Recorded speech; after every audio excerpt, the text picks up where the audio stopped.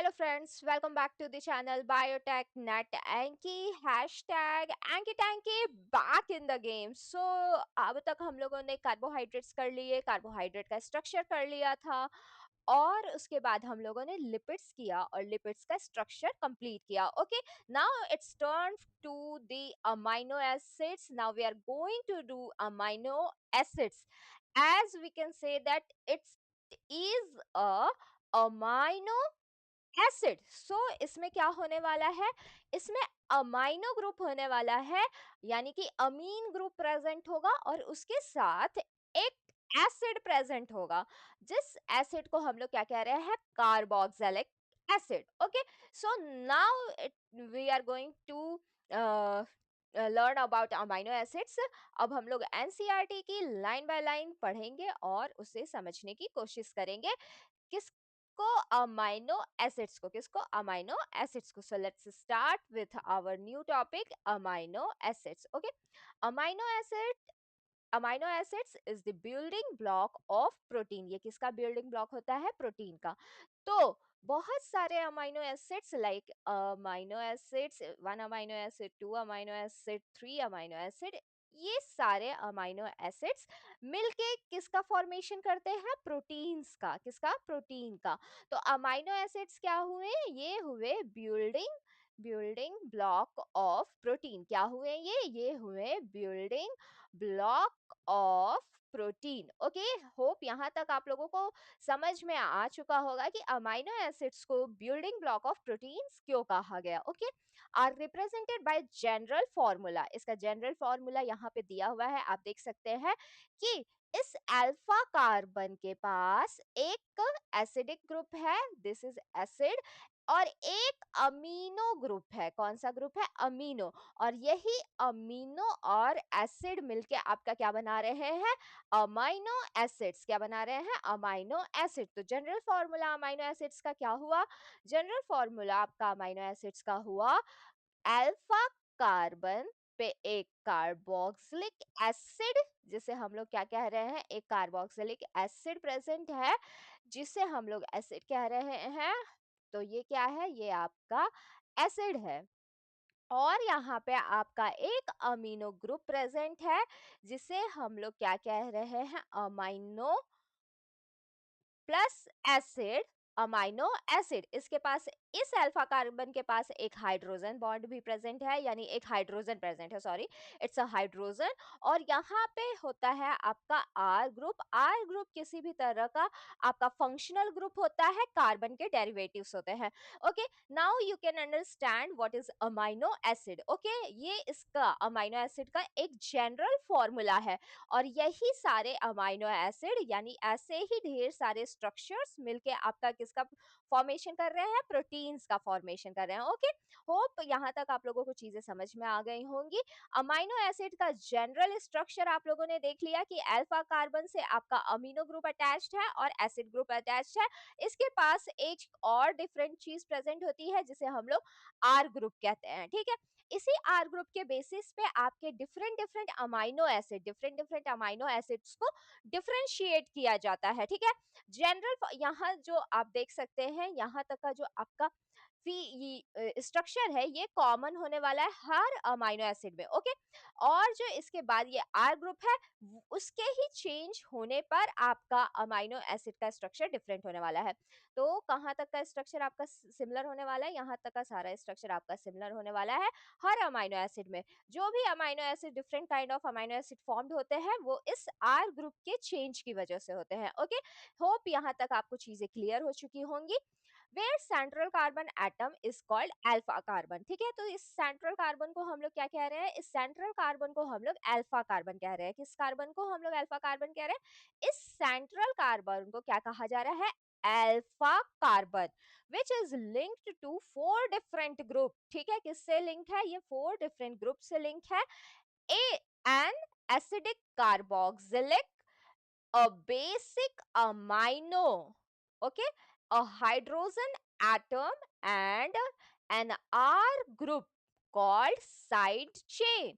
तो ये किससे अटैच है, एक हाइड्रोजन एटम प्रेजेंट है, एक आपका कार्बोक्सिलिक एसिड प्रेजेंट है, एक आपका अमाइनो ग्रुप प्रेजेंट है, ओके, और एक साइड चेन प्रेजेंट है, जिसे क्या कह रहे हैं हम लोग, साइड चेन कह रहे हैं। एक आर ग्रुप प्रेजेंट है जिसे हम लोग साइड चेन कह रहे हैं। क्या कह रहे हैं, इसे हम लोग कह रहे हैं side chain.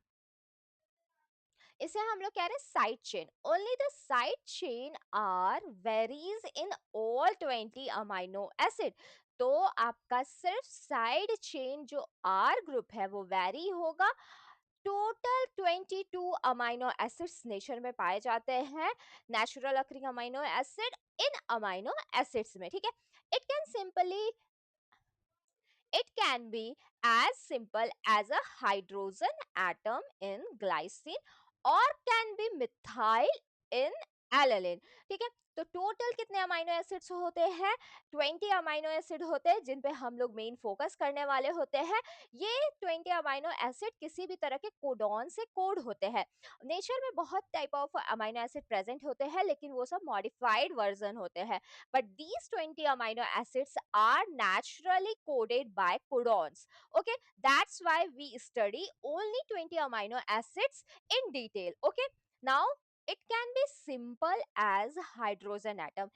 Amino acid simple हो सकते हैं, मतलब जो आपका आर ग्रुप है वो सिंपल हो सकता है, या तो सिर्फ एक हाइड्रोजन एटम अटैच हो, जैसा कि आपका अमाइनो एसिड ग्लाइसिन में। कौन से अमाइनो एसिड में, ग्लाइसिन में। Glycine is an amino acid. तो आर ग्रुप आपका बहुत सिंपल हो सकता है एज एच एटम अटैच्ड इन ग्लाइसिन, और it can be methyl in alanine, या फिर सिंपली एक मिथाइल ग्रुप को ऐड कर दिया जाए उस स्ट्रक्चर में, तो वो अमाइनो एसिड आपका क्या कहलाएगा, एलेनिन। ओके, सो अगर यहाँ पे आप अमाइनो एसिड देख सकते हैं, this is amino acid.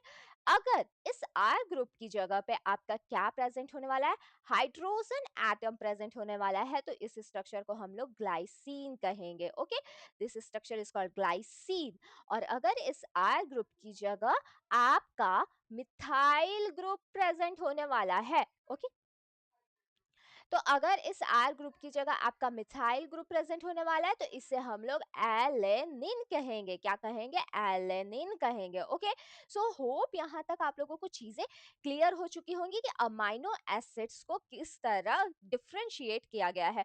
Only R group और side chain is change in every 20 amino acids and overall structure is same. Okay, so यहाँ तक होप आप लोगों को चीजें क्लियर हो चुकी होंगी। Next, the carboxylic group contributes the first carbon and the carbon atom to which carboxylic group is attached is called alpha carbon। जिससे carboxylic group आपका attach होता है उसे हम लोग क्या कहते हैं, alpha carbon कहते हैं।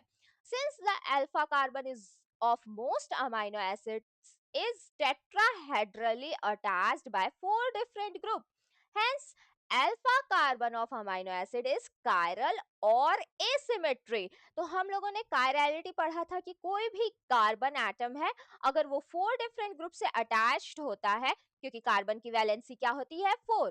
तो ये जो आपका अल्फा कार्बन है, ये अगर आपका 4 डिफरेंट ग्रुप से अटैच्ड है, तो इसे हम लोग कायरल कार्बन कहते हैं, या फिर एसिमेट्री कहते हैं। ठीक है, क्या कहते हैं, 4 डिफरेंट ग्रुप से अटैच्ड है, तो इसे हम लोग क्या कहते हैं, कायरल कायरल मॉलिक्यूल कहते हैं, या फिर कहते हैं asymmetric molecule. Okay, asymmetric molecule कहते हैं। तो दीज टू थिंग्स हमेशा याद रखिएगा। But in case of glycine, glycine के केस में आप देख सकते हैं कि 2 हाइड्रोजन एटम से अटैच है अल्फा कार्बन।